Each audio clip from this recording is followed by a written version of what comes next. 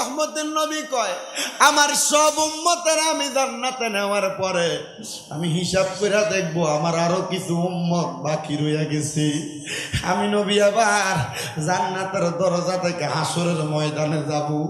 নবী বলে উম্মত হাসরের ময়দানে যাওয়ার পরে আমি দেখবো আমার একদল উম্মত দাঁড়াইয়া রইছে। আমার ওই উম্মত গুলার চেহারাটার দিকে আমি তাকিয়া দেখবো। মা মারা যাওয়ার পর, বাবা মারা যাওয়ার পর একটা এতিম সন্তানরে দেখতে যেমন লাগে আমার ওই গুনাহগার উম্মতের দেখতে এমন লাগে। আরে নবী আমার উম্মতের দিওয়ানা তোমরা জানো না, নবী আমার উম্মতের দিওয়ানা বলেন নবী আমার দিওয়ানা তোমরা জানো না, নবী আমার ওরে জাগার জন্য পাগল আমি, আরে তারে তোমরা আইনা দানা গো, আরে জাগার জন্য পাগল আমি, আরে তারে তোমরা আইনা দানা গো। সেই নবীজির এসকাতা দিওয়ানা তোমরা জানো না, নবী আমার উম্মতের দিওয়ানা বলেন নবী আমার উম্মতের দিওয়ানা তোমরা জানো না, নবী আমার। ওরে 570 খ্রিস্টাব্দেতে আসলেন নবী সরোয়ারে এই জগতে আলোকিত করে। আইরে ওই নবীজির প্রেমেতে দিওয়ানা তোমরা জানো না, নবী আমার এশকেরি দিওয়ানা বলেন নবী আমার ওয়ানা তোমরা জানো না, নবী আমার। ওরে 12 রবিউল আউয়ালে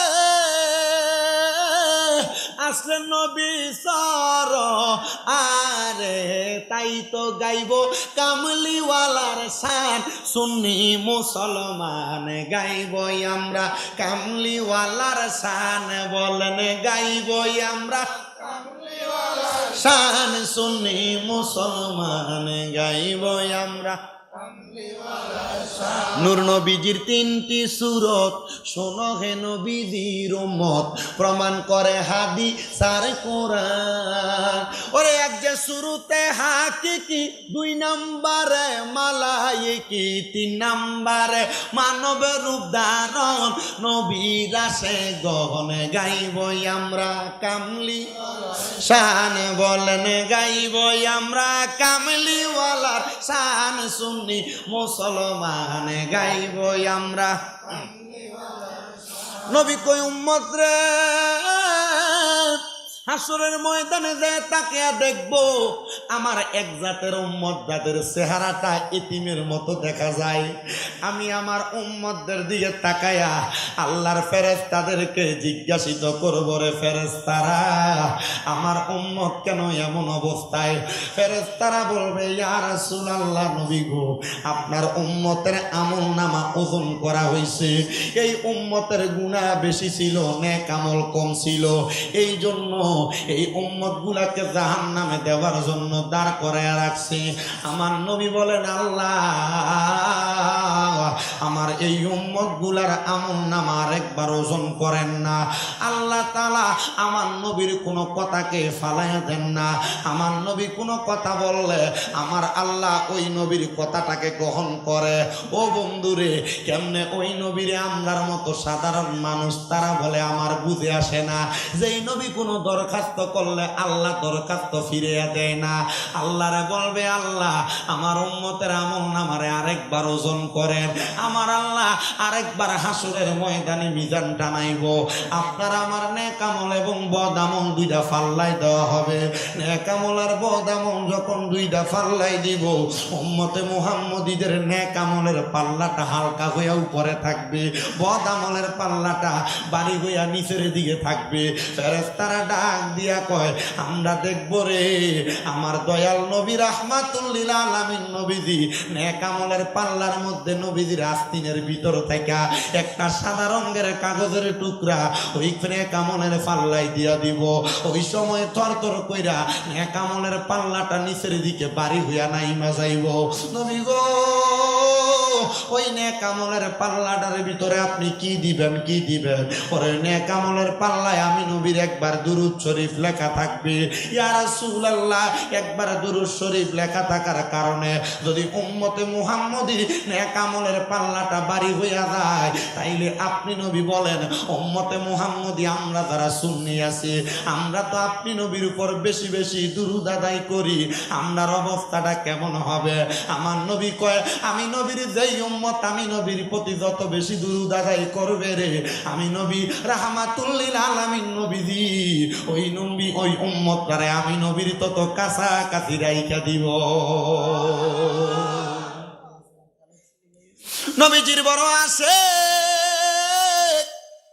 উনি বলেন আমি আমার দুনিয়ার সাংসারিক জীবনের টাকা পয়সা ধন দৌলত সব আমি আমার আল্লাহ নবীর পথে বিলীন করে দিছি, কিন্তু একদিন আমার কাছে খাওয়ার মতো কোনো পাত্র নাই, খাওয়ার মতো কোনো খাবার আমার কাছে নাই। এ বাবা, আমি জানতে চাই আমার নবীর দোহাই দিয়ে আল্লাহর কাছে খানা পিনা রিজিকের জন্য দোয়া করলে আমার আল্লাহ দোয়া কবুল করার ক্ষমতা পাওয়ার আছে না নাই? নবীর এই উম্মত উনি বলেন আমি আমার আল্লাহর কাছে দোয়া করতে লাগলাম, আল্লাহ আমার কোনো টাকা পয়সা ধন দৌলত নাই, আমার মনটা চায় আমার কোনো খাবারও তো আজকে 7 দিন পর্যন্ত কোনো খানা খাই না। এ বাবা, ওই আল্লাহর বান্দা আল্লাহর কাছে বারবার দোয়া করে, আল্লাহ আপনি আমার একটু খাবারের ব্যবস্থা করেন না। যখন কোনো খানা পায় না, উনি বলেন আল্লাহ তাআলার কাছে চাওয়া ছাড়া আমার কোনো উপায় নাই। বলেন আপনারা রিজিকের মালিক কে? উনি বলেন আমি আল্লাহর কাছে ডাকতে থাকলাম, এমন টাইমে আমার আল্লাহ তাআলা ডাকতে ডাকতে আমার মনে হইল আমার আল্লাহ তো আমার নবীর উসিলায় আদম নবীর দোয়া কবুল করে আদম নবীরে আমার আল্লাহ তাআলা দুনিয়ার জমিনের মধ্যে আলো দেখাইছে। মারহাবা কন্যা, আমার আল্লাহ তো হযরত ইউনূস নবীরে নবীর দোহাই দিয়া দোয়া করার কারণে মাছের পেট থেকে বাঁচাইছে। আমার আল্লাহ তাআলা তো এমন অনেক নবী রাসূলদেরকে আমার নবীর উসিলা দিয়া দোয়া করার কারণে উদ্ধার করছে। ও আল্লাহ, আমি অন্য কোনো উসিলা দিলাম না, আপনি আমার নবীজির দুরূদের উসিলা আমার খাবারের ব্যবস্থা করেন। এবার তিনি শুধু আমার নবীর উপর বেশি বেশি করে দুরূদ পড়তেছেন, ইয়া রাসূলুল্লাহ, শুধু নাম শুনি কানে বলেন ইয়া রাসূলুল্লাহ, শুধু ওরে নাম শুনিয়া হইলাম পাগল আমরা আসে কে, বলেন নাম শুনিয়া হইলাম পাগল আমরা আসে কে, ইয়া রাসূলুল্লাহ, শুধু নাম। আরে শুনছনি রে বনের পাখি, আরে কেন করো ডাকা ডাকি, আইরে জংলাতে থাকিয়া বুঝি দেখছো নবীরে, জংলাতে থাকিয়া দেখছো নবীরে, ইয়া রাসূলুল্লাহ, শুধু নাম। ওই নবীর আশিক বলেন আমি দুরূদ আদায় করতেছিলাম, দুরূদ আদায় করতে করতে কখন জানি আমার চোখগুলা লেগে গেছে। আমার চোখটা যখন বন্ধ হয়ে যায়, আমি এমন টাইমে চোখ বন্ধ অবস্থায় আমি দুরূদ পড়তেছিলাম, আমার ঘুম চলে আসছে। এমন টাইমে আমি ঘুমের ঘরে দেখলাম সাদা পোশাক পরা একজন ব্যক্তি আমার সামনে আগমন করলেন। আমি তাকায়া দেখলাম তিনি আমার সামনে। আমি জিজ্ঞাসা করলাম মানান্তা আপনি কে? তিনি কয় আনা হযরতে আলী। উনি বলেন আমার নাম হযরতে আলী ইবনে আবি তালিব। আমি দেখলাম ওনার পেছনে একজন ডাইনে একজন বামে একজন পেছনে আর একজন দেখা যায়। আমি বললাম তারা কারা গো? বলে তারা হলে আমার নবীর প্রখ্যাত 4 জন সাহাবা। বলে তারা কেন আমার ঘরে আসছে? বলে তুমি যে আমার নবীর উপর দুরূদ আদায় করতেছো, আমার নবী তোমার দেখার জন্য তোমার ঘরে চলে আসছে। জোরে কোন সুবহানাল্লাহ। এই ব্যক্তি বলেন আমি নবী নবী বলে দুরূদ পড়তেছিলাম, এমন টাইমে আমি দেখলাম আমার ঘরে সাদা রঙের পোশাক পরনেওয়ালা 5 জন ব্যক্তি হাজির হয়ে গেছে। আমি ওই 5 জন ব্যক্তিকে দেখা আমি বললাম, কে গো আপনি? বলে, আমি রাহমাতুল লিল আলামিন নবীজি। ইয়া রাসূলুল্লাহ, ইয়া হাবিবাল্লাহ, নবী গো, আপনি যে আমার সামনে গমন করলেন কারণটা কি? আমার নবী কোনো কারণ না বইলা নবীজির আস্তিন মুবারকের ভিতর থেকে একটা খেজুর বের কইরা নবীর ওই আশেকের মুখের মধ্যে দিয়া দিলেন। বলে, তুমি এই খেজুরটা আহার করো। তিনি বলেন, আমার তখন ঘুমটা ভেঙে গেছে। ঘুমটা ভাঙ্গার পরে আমি দেখলাম রে আমার সামনে কেউ নাই। আমি আবার আমার মুখের মধ্য থেকে খেজুরের দানাটা বের করলাম। উনি বলেন, স্বপ্নে দেই নবী আমারে খেজুর খাওয়াইছে। ওই নবীর খেজুরের দানাটা আমার মুখের মধ্যে, বিচিটা আমার মুখের মধ্যে। তার মানে রাহমাতুল লিল আলামিন নবী যদিও স্বপ্নের মধ্যে আগমন করে, নবীজির দেখাটা স্বপ্ন দেখা না রে। আমার নবীরে দেখার কারণে ওই ব্যক্তিটা আল্লাহ তাআলার জান্নাতের সুসংবাদও পাওয়া গেছে। কিন্তু একটা কথাই হাদিসে মুবারাকা থেকে, এই ঘটনা থেকে আপনারা শিক্ষা নেন, অন্য কোনো কিছু না। নবী নবী কইয়া ডাকার কারণে ওই নবীর আশেকরে আমার নবী নিজে খেজুর খাওয়াইয়া দিছে। আমরা যদি নবী নবী কইয়া ডাকি গো, আমাদেরকে আমার আল্লাহ তাআলা খানা খাওয়াইব, আমার আল্লাহ অভাব দূর করব, বিপদ থেকে মুক্তি দান করব। নবীজি সাহাবী হযরত ওমর ইবনে খাত্তাব ডাক দিয়ে, ইয়া রাসূলুল্লাহ, তাহলে আল্লাহ তাআলার জান্নাতটা কেমন মনে আসেনি? কথাটা জানি না। আল্লাহ তাআলার জান্নাতটা কেমন আপনি বলেন না? ওই জান্নাত তো আমার দেখতে বড় মন চায়। আমার নবী ডাক দিয়ে কই, জান্নাত বড় সুন্দর। নবী গো, কেমন সুন্দর আপনি বলেন না? আমার নবী আল্লাহর কোরআন থেকে কয়, তাজরি মিন তাহতিহাল আনহার, এত সুন্দর জান্নাত, এই জান্নাতের নিচে দিয়ে তাহতিহাল আনহার, আমার আল্লাহ একটা নদী প্রবাহিত করে দিছে। ওই নদীটার মধ্যে আমার আল্লাহ তাআলা 1 প্রকার 2 প্রকার 3 প্রকার না 4 প্রকার পানি রাখবে। 1 প্রকার পানির নাম হলো সারাবান তাহুরা, পবিত্র পানি। 1 প্রকার পানির নাম হলো ইন্না আতাইনাকাল কাউসার, কাউসারের পানি। 2 নাম্বার গেল, 3 নাম্বার পানির নাম হলো জান্নাতের লাবান মানে দুধ। আর 4 নাম্বার পানি হলো জান্নাতের মধু। এই 4 প্রকার পানি আমার আল্লাহ তাআলা 4 প্রকার মানুষকে খাওয়াইব। সাহাবী ডাক দিয়া কয়, নবী গো, ও দয়ার নবী, আপনার কাছে জানতে চাই, আপনি বলেন না ওই পানি কারা কারা পান করবে? বলে, রাদিয়াল্লাহু আনহুম ওয়া রাদু আন, যারা আমার আল্লাহরে খুশি করছে, আমার আল্লাহ যাদের প্রতি খুশি হয়ে গেছে, আমার আল্লাহ তাআলা তাদেরকে ওই জান্নাতের পানি পান করাইব। ও মায়ার নবী, তারা কারা? তাদের পরিচয় কি? কয়, যালিকা লিমান খাশিয়া রাব্বা, যারা আমার আল্লাহরে বেশি ভয় করছে, তারাই ওই জান্নাতের পানি পান করবে। তারা কারা? শুনছনি রে, কারা আল্লাহরে খুশি করছে আর কারা আল্লাহরে বেশি ভয় করছে? তারা আর কেউ না, কেউ না, যারা দুনিয়াতে আল্লাহর ইবাদত করছে, যারা দুনিয়াতে আল্লাহ তাআলার সাথে শিরিক করে নাই, যারা দুনিয়ার জমিনের ভিতরে তাদের আম্মা আব্বারে খুশি রাখছে, তারাই ওই আল্লাহ তাআলার সুন্দর জান্নাতে থাকবে। আল্লাহ তাআলার সুন্দর জান্নাতের ফল ভক্ষণ করবে। আল্লাহ তাআলার জান্নাতের ওই 3-4টা নদীর পানি ভক্ষণ করবে, পান করবে। ও নবী গো, আমরা তো দুনিয়াতে এমন অবাগা হয়ে গেছি, আমরা আল্লাহরে ভয় করি, 5 ওয়াক্ত নামাজ পড়ি, কিন্তু আমরা তো মা বাপরে ধমক দিয়া কথা কই। বিয়া করার পরে মা বাপরে ভুইলা যায়, সুন্দর বউ পাওয়ার পরে মা বাপরে জুদা কইরা দেয়। এমন অনেক মানুষ আছে হবিগঞ্জ এলাকায় দেখবারে মা বাপরে খানা খাওয়ানি নিয়ে এলাকাতে দরবার হয়, ভাত খাওয়াইতে চায় না। এ হবিগঞ্জের যাত্রা বড় বাড়ির যুবক, এ মুরব্বী, এই এলাকার পোলাপান, তোমরা যারা তোমাদের মা বাপরে জুদা করে দিছ, তোমরা যারা তোমাদের মা বাপরে আলাদা করে দিছ, মা বাপরে বাদ দাও না, দাও তোমাদের পাও দিয়ে আমার সামনে দাও, আমি আমার জিব্বা দিয়া তোমার পাওটা পরিষ্কার কইরা দিমু। ওই মা বাপরে বাত না দিয়া শুধু স্বামীন রেখা না, হবিগঞ্জের বড় আলেম দিয়া ওয়াজ করাইলে কোনো লাভ হবে না। মা বাপরে কষ্ট দিয়া সারা বাংলাদেশের বড় আলেম দিয়া ওয়াজ করাইলেও কোনো লাভ হবে না। মা বাপরে কষ্ট দিলে কষ্ট পায় আল্লাহ, এই জন্য মা বাপরে কষ্ট দিও না। ও সন্তান, বহু আব্বারা ঘরের মধ্যে কান্দে, বহু মা ঘরের মধ্যে কান্দে, যে সন্তান তারার বাদ দেয় না, সন্তান লালন পালন করে না।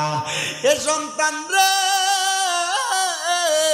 আজকে যাত্রা বড় বাড়ির মাহফিল কবুল হবে কিনা আমি জানি না, তবে একটা গ্যারান্টি দেয়া যায়, আগামীকালকে যদি দেখো এলাকার কোনো মা বাপের মনে কষ্ট দেওয়ার পর কোনো সন্তান তার মা বাবার পায়ে ধরে মাপ চাইছে, ও সন্তান মা বাবার পায়ে ধরে মাপ চাইতে তোমার কষ্ট লাগে, কিন্তু না রে না, মা বাবার পায়ে ধরে শুধু মাপ চাওয়া না, মাঝে মাঝে যদি সুযোগ পাও গো মা বাবার পায়ের মধ্যে চুমা দিও, মা বাবার পায়ের মধ্যে চুমা দিও। আমি বক্তা হইছি কামেল দ্বিতীয় বর্ষে পুরা পরীক্ষা দিয়া দিব কয়দিন পরে, কিন্তু আমি আমার এলএম দিয়া বক্তা হই নাই, আমি আমার পড়ালেখার যোগ্যতা দিয়া বক্তা হই নাই। ও বাবা কেমনে হইছি জানো, আমি আমার মায়ের পায়ে বাবার পায়ে চুমা দেওয়ার কারণে, উস্তাদ মুরব্বীদের দোয়ার কারণে আমি বক্তা হইছি। বাবারে মা বাবার পায়ে দিলে শিরিক হবে না, মা বাবার পায়ে চুমা দিলে বেদাত হবে না, আম্মা আব্বার পায়ে চুমা দিলে আল্লাহর জান্নাতের চৌকাটে চুমা দেওয়া সওয়াব পাওয়া যাইবা। অনেকে চিন্তা করে হুজুর আমি দুই ঈদের সময় মা বাবার পায়ে ধরে সালামি তো করি না, আমি কেমনে গো মা বাবার পায়ে চুমা দিতাম। ও সন্তান মা বাবার পায়ে ধরতে শরম করো না, লজ্জা করো না, মা বাবার পায়ের কাছে যদি তুমি তোমারে ছোট বানাইতে পারো আমার আল্লাহ তোমার জগতের কাছে বড় বানাই দিব। ও সন্তান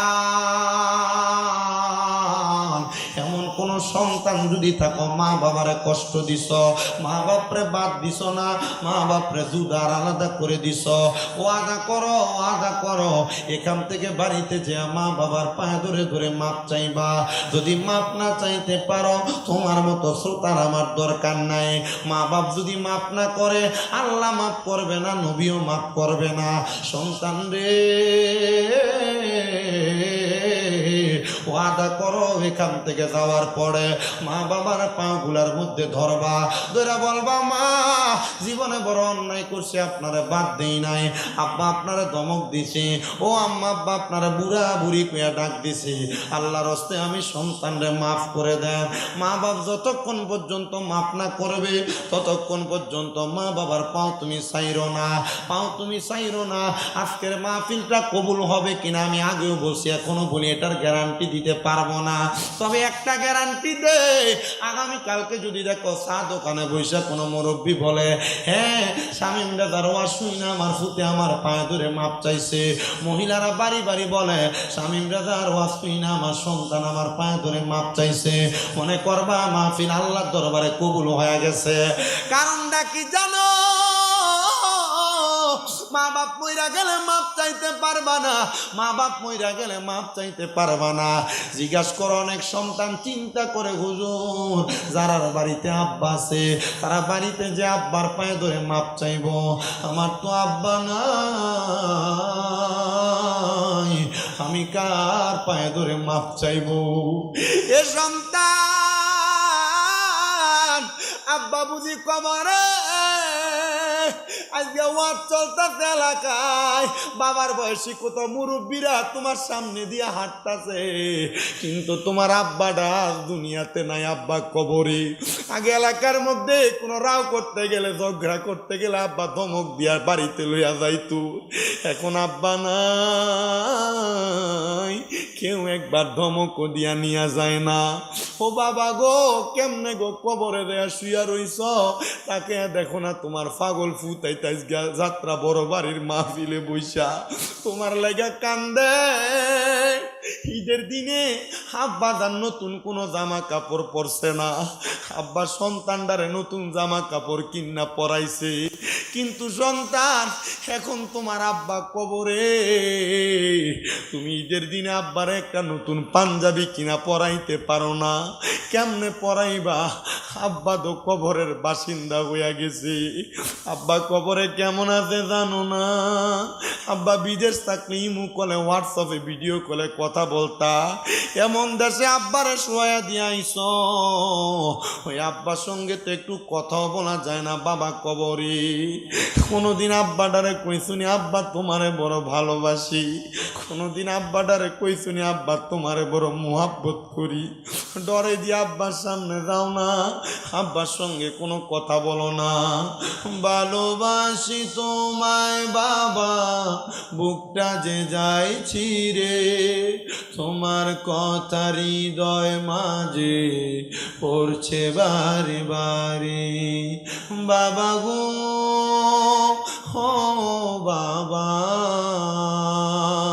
বাবা গো, ও বাবা, বাবা তুমি কেমন আছো ছোট্ট মাটির ঘরে, তোমার কথা হৃদয় মাঝে পড়ছে বারে বারে। বাবা গো, ও বাবা, বাবা গো, বাবা। কোনো কথা নাই, একবারে নীরব। আমি জানি রে এই যাত্রা বড় বাড়ির বহু পুরা বান্তারার মারে হারাইয়া আজকের মাহফিলে বইস, যে মা নিজে না খাইয়া তোমারে খাওয়াইছে, সকালবেলা পান্তা ভাত গুলা মা রাইখা দিছে। আমার ফুতের রৌদ্র থেকে আইলে আমার ফুতের কলিজা ঠান্ডা হইব। এখন তোর মা কবরে, আগে একবেলা ভাত না খাইলে মা বারবার কইতো কি তারে ভাত দি খাস না, পেটটা দি পিঠের লগে লাইগা রইছি। এখন মা কবরে চলে গেছে, 2-3 বেলা খানা না খাইলে কেউ জিগায় না ভাত দি খাও না। আরে এমন মাজার খবর দেশে,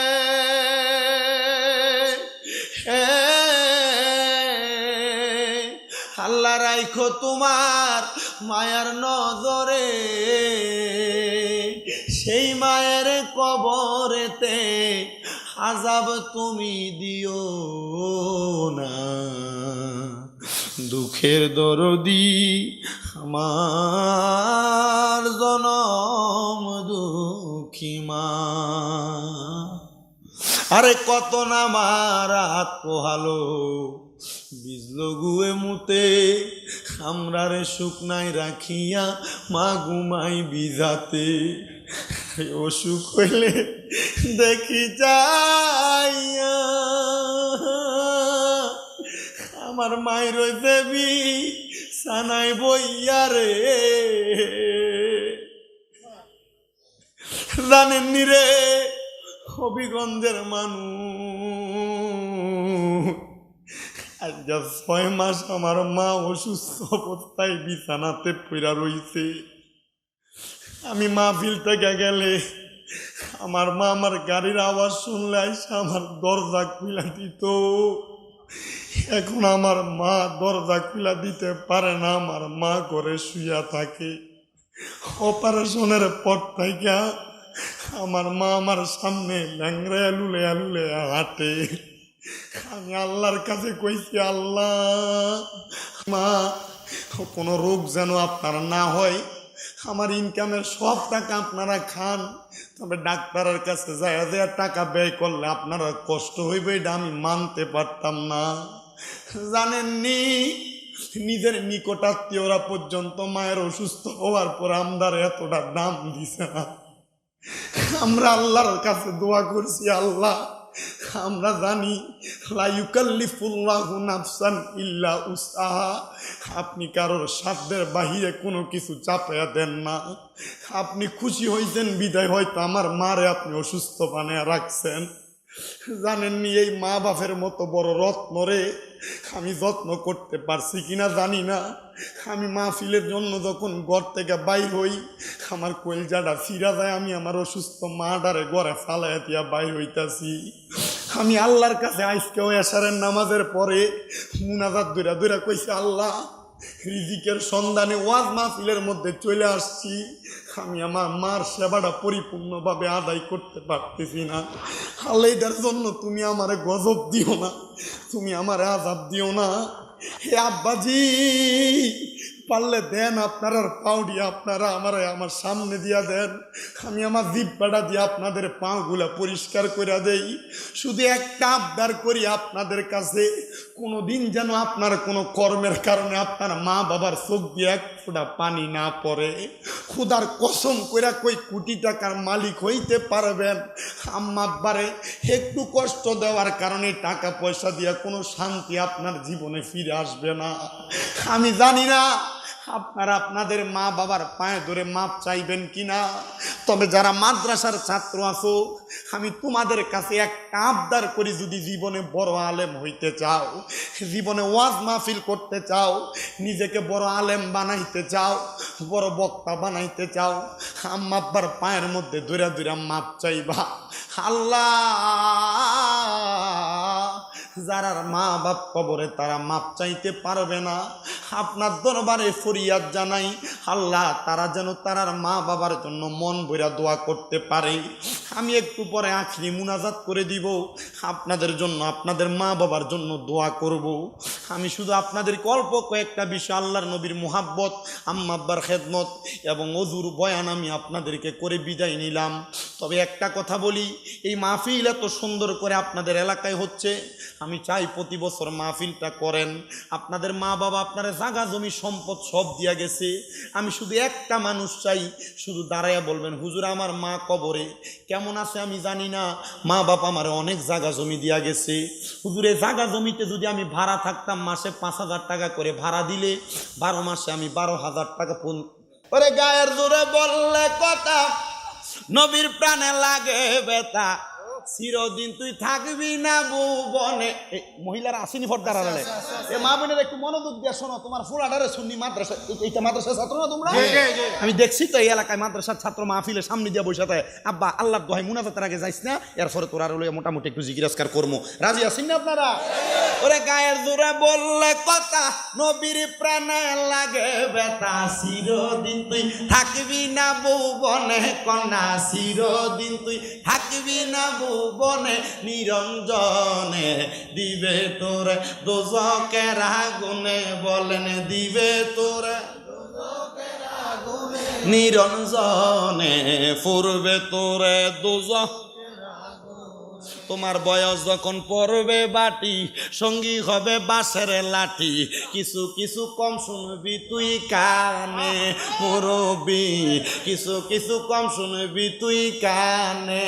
ওরে বল কমিবে হাতে পায়, পেশারে মাথা ঘুরায়, বল কমিবে হাতে পেশারে মাথা ঘুরায়, ছোট অক্ষর দেখিবি না নয়নে কন্যা, ছোট অক্ষর দেখিবি না নয়নে, নিরঞ্জনে দিবে তোরে দোজকের আগুনে, বলেন ফুরবে তোরে দোজকের আগুনে, নিরঞ্জনে দিবে তোরে। এই জন্য আমার এই যাত্রা বড়বাড়ি এলাকার ভাই বাবারা, নবীর শানে কথা বলতে বড় সাবধান, যেন বেয়াদবি না হইয়া যায়। আমি যে ওয়াজ করি, আপনাদের দোয়ায় আমার ওয়াজের বছর 9 বছর বয়স, কিন্তু বাবা এই 9 বছর বয়স যখন আমি ওয়াজ মাহফিলে বক্তব্য দেই, দেওয়ার মাঝখানে আমারও ভুল হয়, আমারও ত্রুটি হয়, কিন্তু আমি আমার ভুলগুলা ত্রুটিগুলা নিয়ে আল্লাহর কাছে মাফ চাই। কিন্তু ওই মৌলবী সাহেবরা নবীর শানের বিরোধিতা কইরা আল্লাহর কাছে মাফ চাইব দূরের কথা, এরার আর দলের মৌলবীরা দালালিও করে, কথা কন্যা ঠিক কিনা? এই জন্য আমার আল্লাহ তাআলা কোরআনে কইয়া আইয়ুহাল্লাযীনা আমানু, আল্লাহ তাআলা কোনো মসজিদের ইমামরে ডাক দেয় না, কারণ আমার আল্লাহ জানে বহু ইমাম সাহেবরা মিম্বরে বইয়া বইয়া আল্লাহর নবীর দুরুদের, আল্লাহর নবীর কিয়ামের, আল্লাহর নবীর নূরের, আল্লাহর নবীর হাজের নাজের, আল্লাহর নবীর গায়েবের বিরোধিতা করে। এই জন্য আমার আল্লাহ কইয়া আইয়ুহাল্লাযীনা আমানু সল্লু, তোমরা ওই নবীর উপর সল্লু আলাইহি, ওই নবীর উপর দুরুদ আদায় করো, ওয়াসাল্লিমু তাসলিমা, এবং সালাম দাও আদবের সাথে। আল্লাহ আপনি কি নামাজ পড়েননি? আমরা তো নামাজ নামাজ পড়ি। আল্লাহ কই নামাজ হইল আবেদ যারা বান্দা তারার এবাদত, আমি আল্লাহর না। কারণ আমি আল্লাহ খালেক, খালেক কার এবাদত করবে? বান্দা মাখলুকে না খালেকের এবাদত করবে। ও আল্লাহ, আপনি তো আমাদেরকে রোজার কথা বললেন, আপনি রাখেননি। আল্লাহ কয় মাখলুকের জন্য রোজা ফরজ, খালেকের জন্য না। আল্লাহ তাহলে আপনি কি করেন? আমার আল্লাহ কয় আমার অসংখ্য ফেরেশতাদেরকে নিয়া আমার মদিনার কামলিওয়ালা দয়াল নবীর উপরে দুরূদ আদায় করি।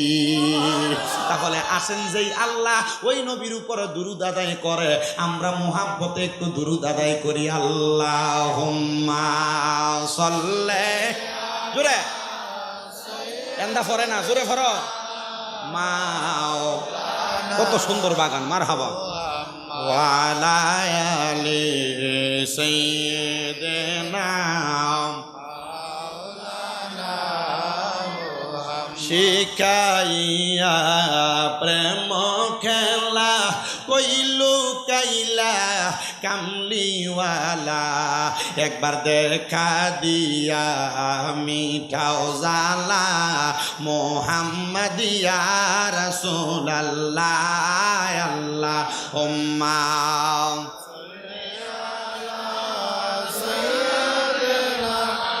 মাওলানা মুহাম্মদ ওয়া আলা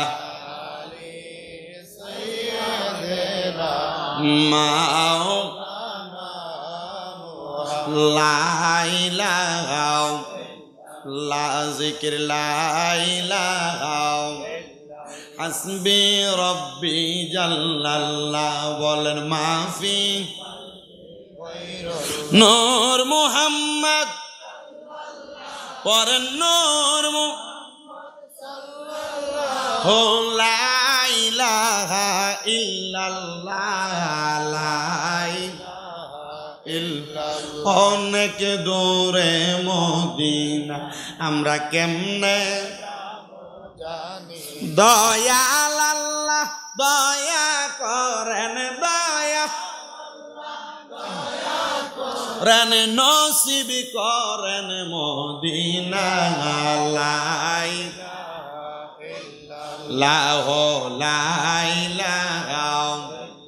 নামাজ রোজা চাইর না, কেহ মা বাবার খেদমত চাইর, আমার নবীর দরুদ ভুইল না, আমার নবীর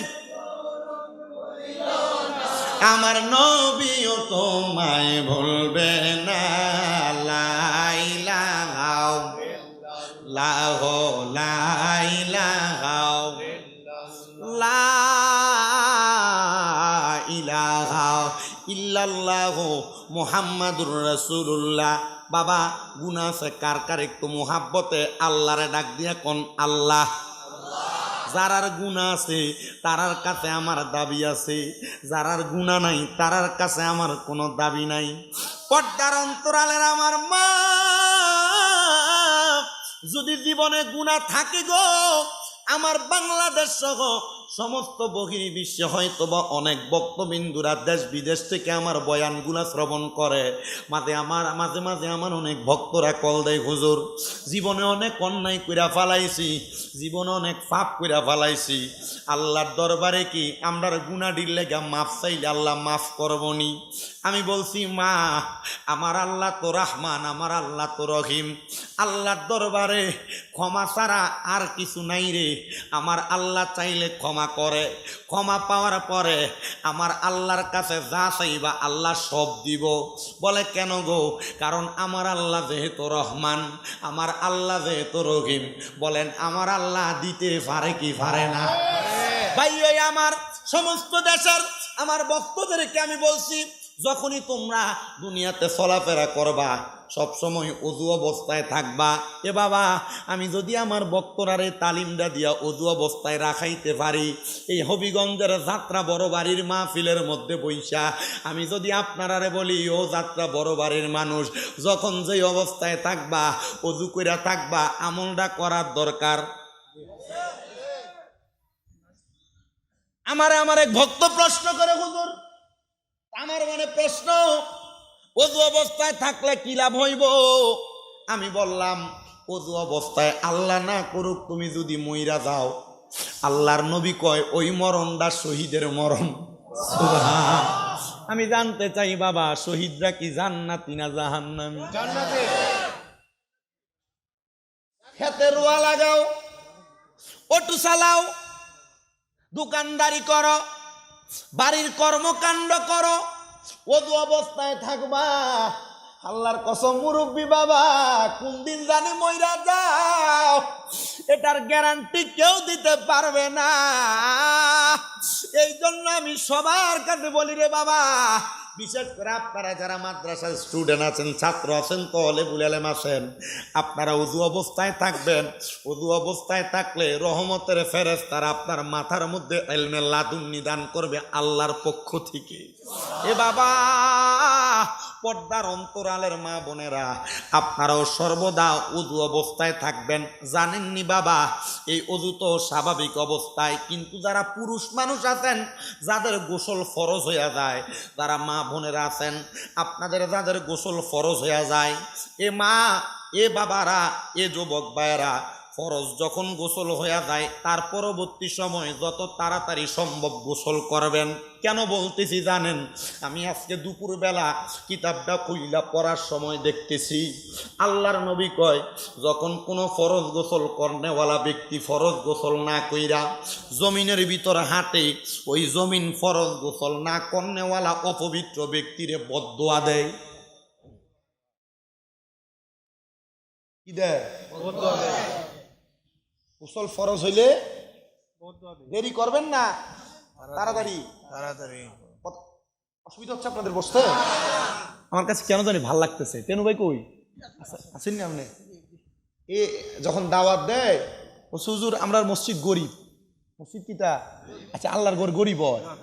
আমি বুঝছি যে লোকটা সরল মানুষ, মানে আপনারা জানেন আপনারা মানুষ কি সরল না, এটা পুরো একবারে সোজা। আমি বুঝছি যে মসজিদ যেহেতু গরিব কইলেছে, আমি কইলাম যে তো মসজিদ গরিব হইলে ইয়া দান সৎকা কোনটা? তো এরপরে তো কইছেন আপনি না ইতা মাতা। আমার কত হইলো মসজিদ গরিব না, আসলে তার সরলতায় সে বলছে মসজিদ গরিব। আরে বাবা, এই মসজিদের হেফাজতকারী যে আল্লাহ, ওই আল্লাহ তো গরিব না। কথা কই না কি? আল্লাহ কি গরিব? আল্লাহ ধনী। আল্লাহ কোন না? আল্লাহ কি? আল্লাহর কাছে সব আছে। আমি যেই ওয়াজ করতেছি, যুবক ভাই, মুরব্বী বাবা, পর্দার আলের মা বোনেরা, সব অবস্থায় কেমনে থাকবেন? মাথে না বেটা। আর তুমি রাস্তার পাশে কুত্তা যেমনে খারিয়া খারিয়া মতে, আর তুমি এমনি খারিয়া খারিয়া প্রস্তাব করে দাও। কথা কয় না? কুত্তার মাঝে তোর মাঝে কোনো পার্থক্য আছে বেটা? কুত্তা ফসরাপ করতেও দেখবেন একটা বালা জায়গা দেহে, বালা একটা দেয়াল দেয়, এরপরে ডান হাতটা ডান হাওড়া তুলে দিয়ে এরপরে আরে আরে ভালো ওয়ালও দেখে না। এ রাস্তাঘাটে ফল ফলাদির গাছের নিচে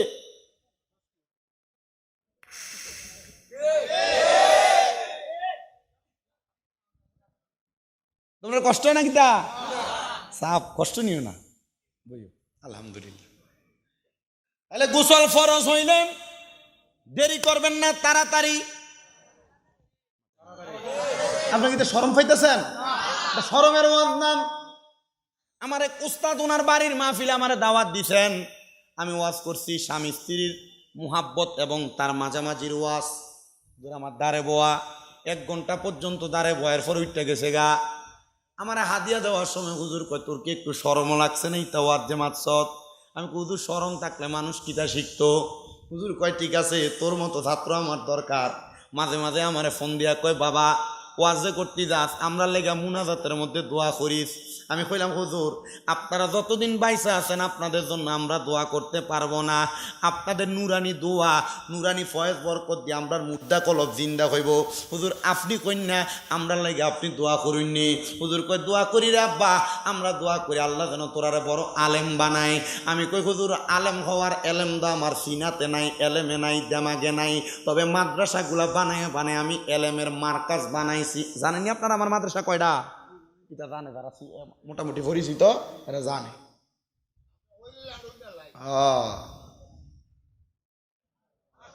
আরে মা, এটা ব্যবসা না বেটা। ওয়াজ মাহফিল করে বড় বাড়ি বানাই বালা, দামি গাড়ি কিনি বালা, কিন্তু সুন্নিয়তের খেদমত করবার লাগে মাদ্রাসা তো বানাই না।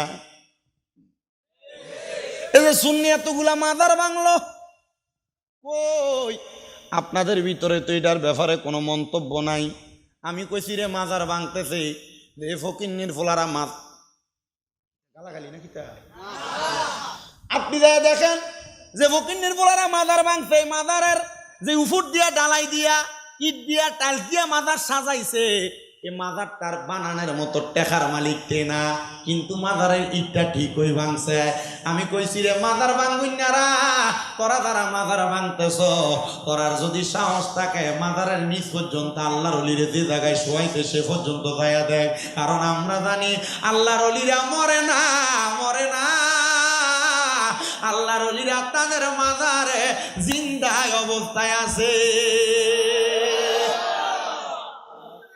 মাদার বাঙ্গস করে ভাঙে না, এটার একটা কারণ আছে। আপনারা লক্ষ্য করে দেখেন যতগুলা মাজার ভাঙছে, একটা মাজারের লগে মাদ্রাসা নাই, নাই। এ বাবা মাজার ভাঙতে 500 মানুষ গেছে, 500 লাড়ি লইয়া। যদি মাজারের লগে একটা মাদ্রাসা থাকতো আর 100 ফোলাফান থাকতো মাদ্রাসায়, 100টা লাড়ি লইয়া যদি 500 ফকিন্নির ফোলারে দৌড়ান দিত, কই থাকতো? তার মানে বোঝা যায় মাজার ভাঙ্গার জন্য দায়ী অন্যরা না আমরা। কথা কন্যা কেরে ওই মাজারের খাদেমরা 100% নিজের পকেট বাড়ি করুন না। ওই মাজারের খাদেম 100% বাটফার, ওই মাজারের খাদেম 100% সিটার। বলে হুজুর কিল্লাইগা, কারণ মাজারে মানুষের গরু মহিষ মুরগি ছাগলের টেহা তার পকেটে ঢুকাইছে, সুন্দর বাড়ি বানাইছে। যদি এগুলা পকেটে না ঢুকাই একটা মাদ্রাসা মাজারের লগে বানাইতো, দুনিয়ার কোনো ফকিন্নির ফোলার সাহস ছিল না মাজারের একটা ইট চুরব, ইট খুলবো দূরের কথা, মাজারে ঢুকিয়া মাজারের বিরোধিতা করার আগে আল্লাহ তারা ঠ্যাং ভাঙ্গা দিত।